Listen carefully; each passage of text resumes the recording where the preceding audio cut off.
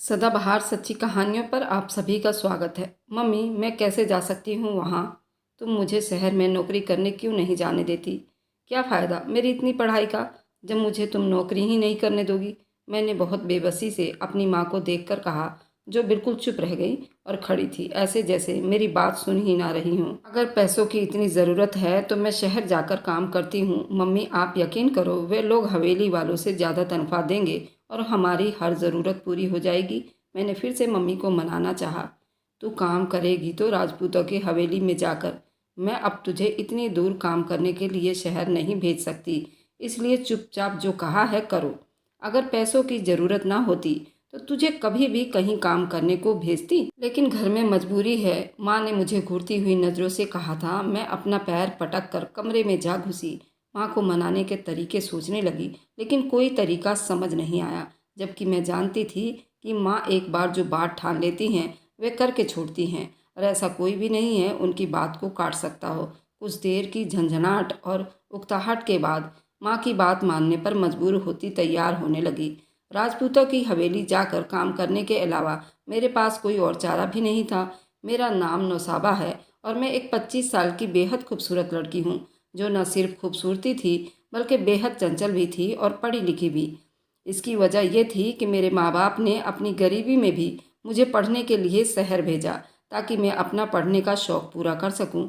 मैं अपने माँ बाप की सबसे बड़ी बेटी थी, बाकी और भाई बहन छोटे थे। मेरे एक बहन और एक भाई था। बहन 12 साल की जबकि भाई 10 साल का था। वह दोनों ही गांव में थे और सरकारी स्कूल में पढ़ते थे। मैं बेहद मिन्नतों और मुरादों के बाद पैदा होने वाली बच्ची थी, जो मेरे माँ बाप की शादी के 7 साल बाद पैदा हुई थी। यही वजह थी मैं बेहद लाडली थी, जिसकी हर ख्वाहिश उसके माँ बाप अपनी तरफ से पूरी करने की कोशिश करते थे। और उसके बाद मेरे 2 भाई बहन की पैदाइश के बाद हमारा परिवार पूरा हो गया था। मैं बेहद खुश नसीब थी। उसका अंदाज़ा मुझे हमेशा अपने माँ बाप का खुद से लाड प्यार देखकर होता था। मैंने अपनी पढ़ाई गांव से ही की थी और 12वीं के बाद मैंने पढ़ाई छोड़ दिया था और आगे की ग्रेजुएशन करना चाहती थी। हमारे गांव में आसपास में कोई कॉलेज नहीं था, मुझे उसके लिए शहर ही जाना पड़ता। फिर माँ से मैंने बहुत जिद की। मेरे माँ बाप ने मुझे शहर हॉस्टल में भेज दिया।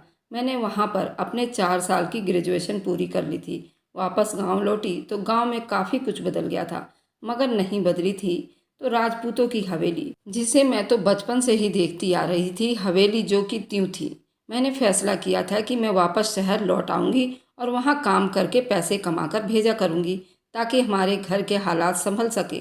पैसों की ज़रूरत पूरी हो सकेगी, क्योंकि यहाँ गांव में काम करके मुझे इतने पैसे नहीं मिल सकते थे। हम अपनी ज़रूरत पूरी कर सकते थे। मेरा बाप अचानक बीमार पड़ गया था। हमें अचानक ही पैसों की ज़रूरत पड़ गई थी। तभी मैं वापस शहर जाना चाह रही थी, लेकिन मेरी माँ ने मुझे वापस शहर जाने से रोक दिया। और मेरी माँ नहीं चाहती थी कि फिर से मैं घर से इतनी दूर जाऊँ और मैं राजपूतों की हवेली में जाकर साफ सफाई वाला काम करूं, बल्कि मैं चाहती थी कि मैं शहर जाकर अच्छी नौकरी करूं। लेकिन मेरी माँ को तो राजपूतों की हवेली में जाकर एक नौकरानी की हैसियत से काम करवाना चाहती थी। मेरी तबीयत को ये काम बिल्कुल भी गंवारा नहीं था, लेकिन मेरी माँ ने मुझे समझा बुझाकर उस काम के लिए राजी कर ही लिया था। और अपनी माँ की वजह से मैं बेहद मजबूर हो गई थी और उनकी बात मानकर ही मैं राजपूतों की हवेली में जाकर नौकरी करने पर मजबूर हो गई थी। मैं राजपूतों की हवेली जाने से पहले अपने माँ बाप के कमरे में आई, जहाँ पर हड्डियों का ढांचा बना हुआ था मेरा बाप। वह देखकर मेरी आंखों में आंसू आ गए। क्या वही आदमी था जिसने धूप और सर्दी में सख्त मेहनत करके हम सबको पाल पोस कर बड़ा किया था? और वही आदमी आज लाचार बिस्तर पर पड़ा हुआ था। सच कहते हैं, बाप एक ताकतवर और सभी परिवार की हिम्मत होते हैं। मैंने उन्हें बड़ी प्यार से पुकारा तो बीमार होने के बावजूद पापा ने मेरी तरफ मुस्कुराकर देखा। मैं अपने बाप के करीब चली गई और उनको इस तरह बीमारी में कमज़ोर देख के राजपूतों की हवेली जाने के लिए तैयार हो गई। तो मेरे लिए हवेली का दरवाज़ा खोल दिया गया। मैं यूँ भागती हुई अंदर चली आई, क्योंकि मेरा पहली बार राजपूतों की हवेली में आना हुआ था। अंदर आने के बाद मेरी आंखें खुली की खुली रह गई थी, क्योंकि हवेली बेहद बड़ी और खूबसूरत थी, और जितनी खूबसूरत बाहर से नजर आती थी उससे बढ़कर अंदर का शान व शौकत था। मैं हैरान होकर आगे बढ़ती चली गई, यहाँ तक कि अंधाधुंध लापरवाही से चलते हुए एक औरत से टकरा गई, जो अपने हुलिये से मुझे नौकरानी लगती थी। कौन हो तुम और यहाँ क्या कर रही हो? वह नौकरों की मैनेजर लग रही थी। उस नौकरानी से मुझे थोड़ी सी कहासुनी हो गई। उसने पूछा। मैंने उससे बताया कि मैं यहाँ नौकरी के लिए आई हूँ। मेरे इस जवाब पर नौकरानी ने मुझे मेरे बारे में छोटे मोटे सवाल किए, यूँ जैसे मेरा इंटरव्यू कर रही हो, और फिर मेरा सर से लेकर पाँव तक उसने मुझे निहारा, जिस पर मैं एक पल को घबरा गई। मगर उसने मुझे काम देने का वादा करके दूसरी नौकरानी के साथ किचन की तरफ भेज दिया। आज मैं किचन में काम करूँगी। दूसरी नौकरानी जिसके साथ मैं किचन में आई थी, उसने मुझे बताया कि वह सारे नौकर और नौकरानी की मैनेजर है और वही तय करती है कि किसको कौन सा काम देना है, किसको काम पर रखना है और किसने नहीं। मैंने सर हिलाया। उस नौकरानी के साथ काम करने लगी। फिर बातों बातों में मैंने उसके बारे में पूछती भी जा रही थी। वह भी उसी गांव की थी और पैसे कमाने के लिए घर से यहाँ काम करने आती थी। राजपूतों की हवेली का एक वसूल भी था कि यहाँ पर जितनी भी नौकर काम करते थे, वे सारे के सारे रात को इसी हवेली में रुकते थे। किसी को भी अपने घर जाने की परमिशन नहीं थी। मुझे ये वसूल अजीब तो लगा था, लेकिन फिर मैंने सर झटक दिया। चलो, ये भी अच्छा है, मुझे यहाँ से ही खाना वगैरह मिल जाया करेगा, तो घर पर मेरा खर्चा भी ना होगा और कुछ ना कुछ बच ही जाएगा। नौकरानी की हेड ने मेरे कहने पर मुझे आधी तनख्वाह एडवांस में दे दी थी, जिसे मैंने घर में भिजवा दिया था ताकि उनकी ज़रूरत पूरी हो सके। मेरी साथी नौकरानी ने जब ये सुना कि मैं शहर से पढ़कर आई हूँ और फिर भी राजपूतों के हवेली में काम कर रही हूँ, तो वह कुछ हैरान सी हो गई। जब मैंने अपनी मजबूरी को बताया तो उनकी हैरानी भी जायज़ हो गई और फिर मैं अपने काम में दिलचस्पी लेकर काम करने लगी थी ताकि अच्छे से काम करूं और किसी को मुझसे कोई शिकायत ना हो। मैंने सोमवार से काम करना शुरू कर दिया था। आज बुधवार था। राजपूतों की उस हवेली में बेहद नौकर नौकरानी थे जो हवेली के काम करते थे। उस हवेली के हेड राजपूत राणा प्रताप ही थे, जिसमें से सबसे बड़े राजपूत, जिनको बड़े साहब कहकर पुकारा जाता था, इस हवेली के मालिक थे। वही उस हवेली के फैसले लेते थे, जबकि बाकी उनके छोटे भाई, उनकी पत्नियां, बच्चे थे। जबकि बड़े साहब की भी एक पत्नी और 5-6 बच्चे थे, जिनमें से कुछ शादीशुदा थे और अपनी पत्नी और बच्चों के साथ उस हवेली में रहा करते थे। लेकिन एक बात हैरान कर देने वाली थी कि बड़े साहब की कोई बेटी नहीं थी और उनके भाइयों की भी कोई बेटी नहीं थी, बल्कि सब के सब बेटे थे, जिनमें से कुछ शादीशुदा थे, कुछ अभी नाबालिग थे और कुछ बिल्कुल ही छोटे थे। इतने ज़्यादा लोग थे हवेली में, हर टाइम चहल पहल सी रहती थी। यही वजह थी कि वहाँ नौकर की तादाद भी ज़्यादा थी। मुझे भी अब यहाँ काम करना अच्छा लगने लगा था, क्योंकि यहाँ किसी तरह की सख्ती नहीं की जाती थी, रोक टोक भी नहीं था। बिना वजह किसी नौकरों को डांट फटकार नहीं मिलती थी। लेकिन मैनेजर जरूर अपने सीनियर होने की वजह से थोड़ी सख्ती से नौकरों पर रुआब झाड़ती थी। यही वजह थी कि सभी नौकर उससे तमीज़ से बात करते थे। आज भी कामकाज से फ्री होने के बाद मैं अपने कमरे में कुछ देर आराम करने के लिए चली आई। नौकरों के बने क्वार्टर के पास एक क्वार्टर था जहां एक कमरा मुझे दिया गया था। लेकिन मुझसे पहले यहां एक नौकरानी रहा करती थी, जिसे मेरी अच्छी खासी दोस्ती हो गई थी। इसका नेचर काफ़ी अच्छा था। यही वजह थी कि मेरा यहाँ दिल लग गया था। मैं अपने कमरे में आई तो रेनू मुझे कुछ परेशान और घबराई हुई सी लगी। क्या हुआ रेनू? मैंने अचंभों से पूछा। तो उसने रोनी सी सूरत लिए मेरी तरफ देखा। कल वीरवार है, उसने कहा तो मैं ज़्यादा अचंभों में घिर गई। वीरवार तो हर हफ्ते आता है, इसमें क्या नया है? मैंने हैरान होकर पूछा।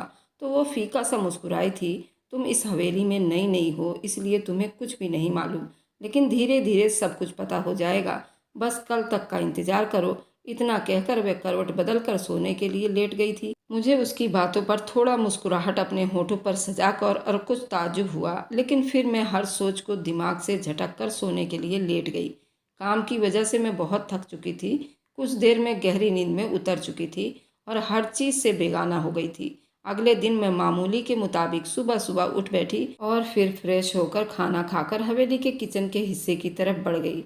लेकिन आज हवेली के अंदर एक अजीब सा सन्नाटा फैला हुआ था।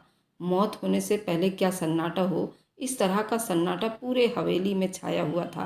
पहले जो रौनक और चहल पहल होती थी, आज वे सन्नाटे में बदल चुका था, जिस पर मुझे हैरानी भी हुआ। मुझे समझ में नहीं आया उस सब की वजह क्या थी। तभी मैंने अपने साथ वाली नौकरानी से पूछा, मगर उन सब ने घूरती हुई नज़रों से मुझे देखा और चुप रहने का इशारा किया, जिस पर मैं दुबक कर एक कोने से लग गई। लेकिन तभी बाहर बहुत शोर उठा। ऐसा लग रहा था हवेली में कोहराम मच गया है। सब लोग बाहर की तरफ भागने लगे। मगर तभी कुछ आदमी एक चारपाई उठाकर अंदर की तरफ आ रहे थे, जिसे देखकर लग रहा था जैसे उस पर कोई मैयत रखी गई हो। और मेरा गुमान बिल्कुल ठीक साबित हुआ। जब उस चारपाई को हवेली के बीचों बीच रख दिया गया था, उस चारपाई पर मैंने देखा कि सच में एक मैयत ही थी, जो कि लड़की की थी। हवेली के सभी लोग बुरी तरह रो रहे थे, जैसे वो मैयत उनकी अपनों की हो। काफ़ी देर उस लड़की की मैयत को हॉल में रखा गया और सभी लोग रोते रहे। और फिर उस लड़की की मैयत को उठाकर बड़े साहब के कमरे में ले जाया गया और वहाँ रख दिया गया। उस लड़की की मैयत कफन में लिपटी हुई थी, लेकिन ना ही उसको नहलाया गया और ना ही उसको दफनाया गया, बल्कि उस लड़की की मैयत को बड़े साहब के कमरे में रख दिया गया था। बड़े साहब का कमरा मैंने आज तक नहीं देखा था और ना ही किसी को वहाँ जाने की परमिशन थी। परमिशन क्यों नहीं थी मैं भी नहीं जानती थी, लेकिन मैंने सुना था कि बड़े साहब का कमरा हवेली के बाकी कमरों से बहुत ज़्यादा बड़ा था और धीरे धीरे सब नौकर अपने कामों में बिजी हो गए, जबकि हवेली के और भी लोग अपने गम में ही रोते रहे। रात को सब नौकर फ्री हुए, अपने अपने कमरे में चले गए और मैं भी अपने कमरे में चली आई। मेरे साथ वाली नौकरानी से मैंने चुपचाप पूछा, क्या तुम मैयत के बारे में मुझे बता सकती हो? वो बोली कि हाँ, ऐसा पहली बार नहीं हुआ है, बल्कि हर वीरवार को शहर से एक लड़की की मैयत आती है और हवेली वाले यूं ही रोते हैं। उसने बताया तो मैं बिल्कुल हैरानी में पड़ गई। ऐसा कैसे हो सकता था? और लड़की थी कौन जिसके लिए हवेली वाले रो रहे थे? मैंने उससे पूछना चाहा, लेकिन फिर वह झर झटक कर गहरी नींद में सो गई, जबकि वह दूसरी नौकरानी सारी रात बड़बड़ाती रही। अगले दिन सब कुछ मामूली जैसा था, लेकिन मैंने उस लड़की की मैयत को बड़े साहब के कमरे से निकलते नहीं देखा था, जिस पर मुझे हैरानी के मारे पसीने छूट रहे थे और हैरानी भी हो रहा था। खैर, ये किस्सा बीत गया, सब कुछ पहले जैसा हो गया था और दिन ब दिन गुजरते जा रहे थे। करते करते फिर से अगला वीरवार का दिन आ गया और अगले वीरवार के दिन फिर से हवेली वाले रोने लगे। जब एक लड़की की मैयत राजपूतों की हवेली लाई गई और फिर उस लड़की की मैयत को बड़े साहब के कमरे में ले जाया गया और वहाँ रख दिया गया, मुझे अब शक होना शुरू हो गया था। ऐसा क्यों हो रहा था? उसको बड़े साहब के कमरे में रखने के बाद फिर से सब कुछ मामूली जैसा हो गया था, लेकिन अब मुझे बेहद शक हो रहा था। मैं किसी न किसी तरह इस बारे में जान लूं। और मेरे इस शक में तीसरे वीरवार भी आ गया और फिर तीसरी लड़की की मैयत आते ही फिर से हवेली वाले रोने लगे और फिर तीसरी लड़की की मैयत को बड़े साहब के कमरे में रख दिया गया। मेरा शक अब दिन ब दिन बढ़ता जा रहा था। इतने सारे नौकर चाकर होते हुए भी, बल्कि मेरी माँ भी इस हवेली में काम करती थी, लेकिन बाहर ऐसी बात किसी ने आज तक नहीं कही थी। मैं तो इस बात पर बहुत हैरान थी। शायद हवेली से ऐसी कोई खबर बाहर निकलने नहीं दिया जाता था। रात को मेरे कमरे में आकर मैंने अपने साथ वाली दूसरी नौकरानी से पूछा कि ऐसा क्यों है? हर वीरवार के ही दिन एक लड़की की मैयत शहर से लाई जाती है, उसे बड़े साहब के कमरे में रख दिया जाता है। मैं ये सब जानना चाहती थी, क्योंकि मुझे बेहद शक हो रहा था आखिरकार ऐसा क्यों है। और यही सवाल जब मैंने दूसरी नौकरानी से किया तो उसने मुझसे कहा, बहुत बड़ा राज है, उसके बारे में नौकरों को कोई परमिशन नहीं है इस बात को जानने का। और उसने मुझे कुछ भी नहीं बताया, लेकिन वह दूसरी नौकरानी सारी रात बस यही कहती रही थी कि बहुत बड़ा राज है। लेकिन अब मुझे शक हो गया था। तभी मैंने फैसला किया कि मैं इस बारे में सब कुछ जानकर रहूंगी, क्योंकि मुझ में इसको जानने की इच्छा पैदा हो गई थी। अब मुझे इस राज को जानना ही था। अब मुझे अगला वीरवार का इंतजार था, कब वीरवार आए, उस लड़की की मैयत को हवेली में लाया जाए और कब वो मैयत को बड़े साहब के कमरे में रख दिया जाए। जैसे ही वो मैयत बड़े साहब के कमरे में रखी जाती, मैं चुपके से जाकर उस मैयत को देखती। आखिर हवेली वालों का उस लड़की से क्या संबंध है जो वीरवार को शहर से आती है, और उस मैयत के साथ क्या होता है? वह बड़े साहब के कमरे में क्यों रखी जाती है? अपने फैसले पर अमल करने की ठान ली थी और मैं सो गई और फिर अगले दिन जाकर आने वाले वीरवार का इंतजार करने लगी थी, जो अपने टाइम पर आ भी गई थी। उस दिन भी वीरवार था जब शहर से एक लड़की की मैयत लाई गई और फिर उसे देखते ही देखते सारे हवेली वाले रोने लगे। कुछ ही देर में उस लड़की की मैयत को बड़े साहब के कमरे में ले जाया गया, जो कफन में लिपटी हुई थी। उस सब का ध्यान उस मैयत से हटा तो मैं चुपके से सब पर निगाह दौड़ाकर सबका जायजा लिया। कोई मेरी तरफ ध्यान तो नहीं दे रहा, लेकिन सभी अपने अपने कामों में बिजी हो गए थे, जिस पर मैं सुकून भरा सांस लेकर बड़े साहब के कमरे की तरफ बढ़ी, लेकिन देखकर दंग रह गई कि बड़े साहब का कमरा पूरा का पूरा खाली था। उस कमरे के बीचों बीच सीमेंट का फर्श बनाया हुआ था, जिसके ऊपर उस लड़की की कफन में लिपटी हुई मैयत रखी हुई थी। बाकी पूरा कमरा खाली था, जिस पर मुझे बहुत हैरानी हुई। वह बाकी मैयतें कहाँ गई जो शहर से लाई जाती है और जो हर वीरवार को लाई जाती है, राजपूतों की हवेली में लाई जाती है और फिर उन्हें बड़े साहब के कमरे में रख दिया जाता है। मैं जितना सोचती जा रही थी उतना ही उलझती जा रही थी, लेकिन ज़्यादा उलझने का मेरे पास टाइम भी नहीं था। तभी मैं तेजी से आगे बढ़कर जल्दी जल्दी उस लड़की के कफन को खोलने लगी, लेकिन मेरी चीख पूरी हवेली में गूंज उठी, क्योंकि कफन के अंदर किसी लड़की की नहीं बल्कि किसी हिजड़े की लाश थी और वो बेहद खूबसूरत था, लेकिन उसका चेहरा खुश्क हो चुका था। लेकिन फिर भी उसका चेहरा देखने में ऐसा लग रहा था जैसे बेहद खूबसूरत हो। मैंने तो सुना था किसी लड़की की लाश लाई जाती है, लेकिन यहाँ तो हिजड़ा था। अभी मैं थर थर काँप रही थी, हैरत में पड़ी हिजड़े की लाश को देखे जा रही थी, जब धड़ाधड़ दरवाज़ा खुला और हवेली के सभी लोग अंदर आ गए, लेकिन उनमें से बड़े साहब शामिल नहीं थे। वे सब मुझे कमरे में देखकर बेहद गुस्से में आ गए थे। तुम यहाँ क्या कर रही हो और तुम्हारी हिम्मत कैसे हुई इस कमरे में आने की?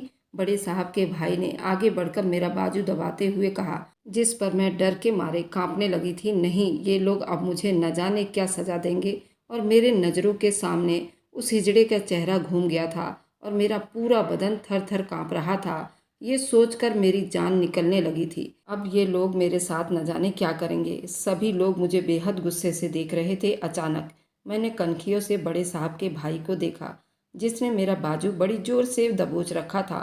मुझे बड़ी तकलीफ हो रहा था।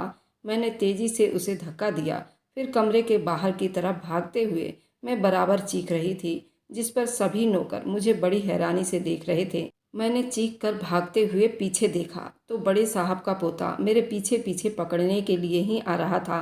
मेरा दिल उछलकर मेरे मुंह से आ गया था। तभी पीछे देखकर आगे की तरफ अंधाधुंध भागते हुए मैं सामने किसी से जा टकराई। मैंने चिल्लाकर सामने देखा तो सामने बड़े साहब थे, जो बिल्कुल चुप से मुझे देख रहे थे। बड़े साहब को अपने सामने देखकर मेरा रंग उड़ गया। मैं डर से अपने होश हवास खो बैठी और बेहोश होकर जमीन पर गिर गई। उसके बाद क्या हुआ मुझे कुछ नहीं मालूम, लेकिन जब मुझे होश आया तो मेरा सर बेहद भारी हो रहा था। ऐसा लग रहा था जैसे किसी ने मेरे सर पर ईंटों का बोझ लाद दिया हो। मैं अपने सर को थाम कर दबाते हुए उठना चाहा, मगर तभी मेरी निगाह कमरे में पड़ी। मैं चौंक उठी और ये सजाया हुआ कमरा बेहद खूबसूरत कमरा था, जिसमें बेहद महंगा फर्नीचर था और बाकी हर चीज़ भी बेहद खूबसूरत थी और बड़े ही तरीके से सेट की गई हुई थी। मुझे कमरे को देखकर ही अंदाजा हो गया था ये राजपूतों की हवेली है। ऐसा पूरे गांव में किसी का घर नहीं था। उस मरे हुए हिजड़े का चेहरा मेरे सामने आया, एक लहर सी दौड़ गई। अब मुझे यकीन हो गया था कि राजपूत मुझे जिंदा नहीं छोड़ेंगे, बल्कि उनके बनाए गए वसूल के खिलाफ बोलने पर मुझे सख्त सजा दी जाएगी, जैसे शायद मैं ये सब भी नहीं सह पाऊंगी। और झट से मेरे दिमाग में आया कि मुझे जल्द से जल्द यहाँ से निकलना चाहिए। यही सब सोचते हुए मैं तेजी से खुद को संभाल कर उठी और दरवाजे की तरफ बढ़ गई। मगर अभी मैंने कदम ही आगे बढ़ाए थे जब अचानक कमरे का दरवाज़ा खुला और कोई अंदर दाखिल हुआ। लेकिन आने वाले को देखकर मेरा ऊपर का सांस ऊपर और नीचे का सांस नीचे रह गया, क्योंकि आने वाला कोई और नहीं बल्कि बड़े साहब थे, जो कमरे में दाखिल हुए अपने पीछे दरवाज़ा बंद कर चुके थे, जिस पर मेरा रंग डर के मारे बिल्कुल काला पड़ गया था।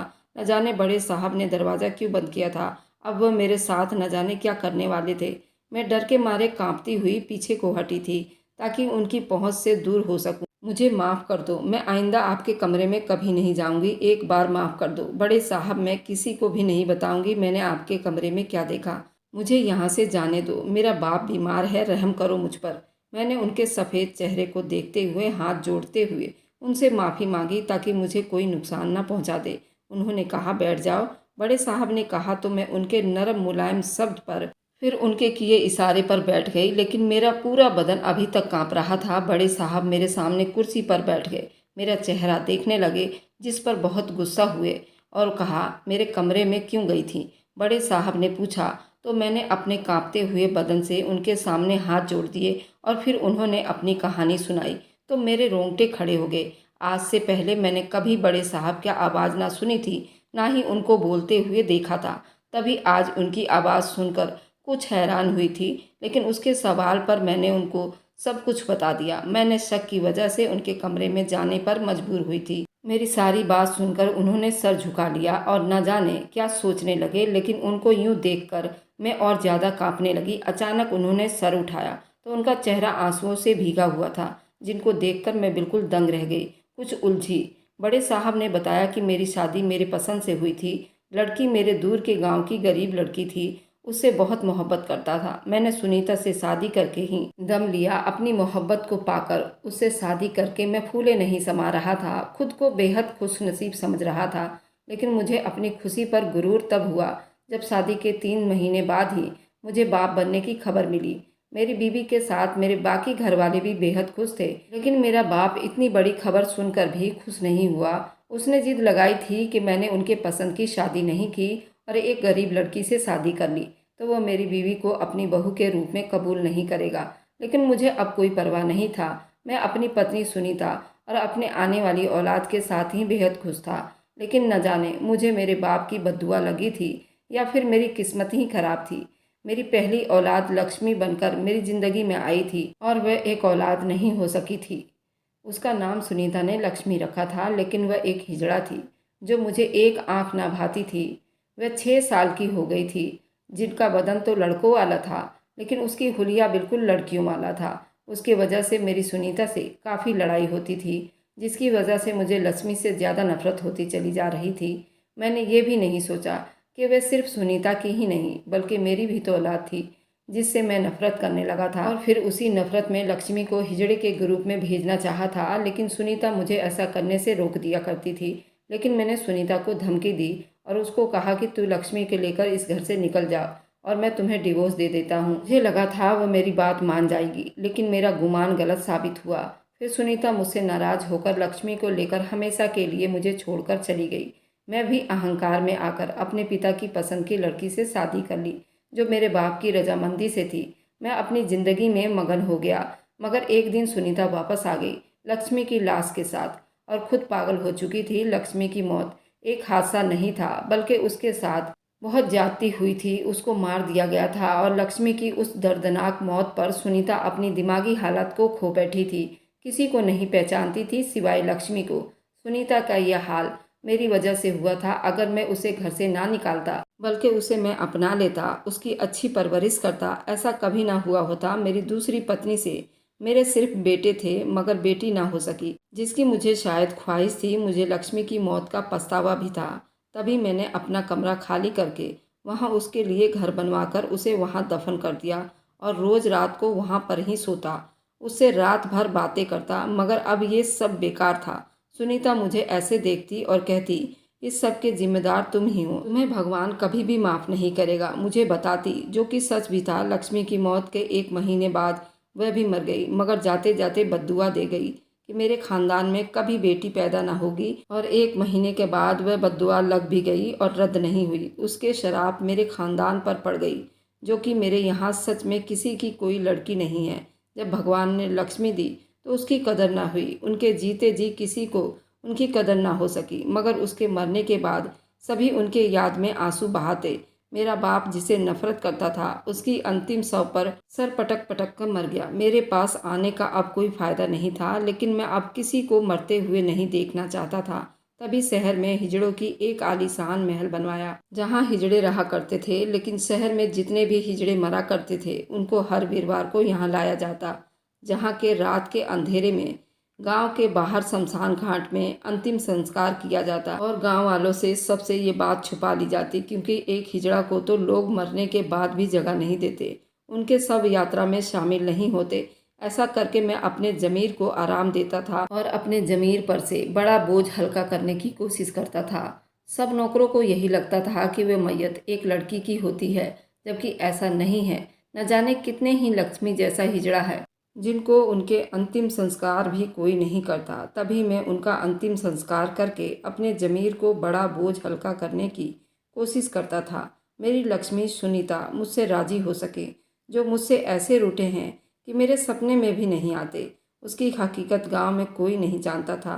सबको यही लगता था कि वे लड़की है जो मर गई थी। तभी मैंने उसके मरने के बाद भी उस हकीकत को कभी सामने नहीं आने दिया। मैं जानता हूँ मेरा ये पाप मेरी कितनी भी अच्छाई को नहीं धो सकता, लेकिन कोशिश करता हूँ कि मेरी लक्ष्मी और सुनीता मुझसे ज़्यादा गुस्सा ना रहें, जिसके जीते जी मैं उसका हक ना अदा कर सका। उतना कहकर बड़े साहब फूट फूट कर रोने लगे, जबकि उनके मुंह से सारा किस्सा सुनकर मेरी आंखों से भी आंसू बहने लगे।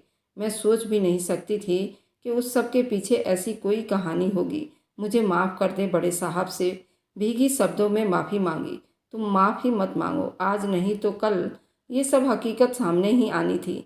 मैं तो बस हिजड़ों का पर्दा रखने की कोशिश करता हूँ, ताकि लोग उनकी हकीकत जानकर उनसे नफरत न करें। अब तो तुम सारी हकीकत जान गई हो, मगर तुम उनका पर्दा ज़रूर रखोगी, बड़े साहब ने कहा तो मैं जल्दी सर हिला दिया। बड़े साहब ने मुझे कुछ पैसे दिए। मैंने लेने से मना कर दिया तो उन्होंने बेटी कहकर ज़बरदस्ती मुझे पैसे दे दिए, जिन्हें लेकर मैं घर वापस आ गई और किसी ने मुझे रोका तक नहीं। सब कुछ जान गई थी और ज़्यादा अपनी आंखों से ये सब नहीं देख सकती थी। तब चलकर मैं अपने घर वापस आ गई थी।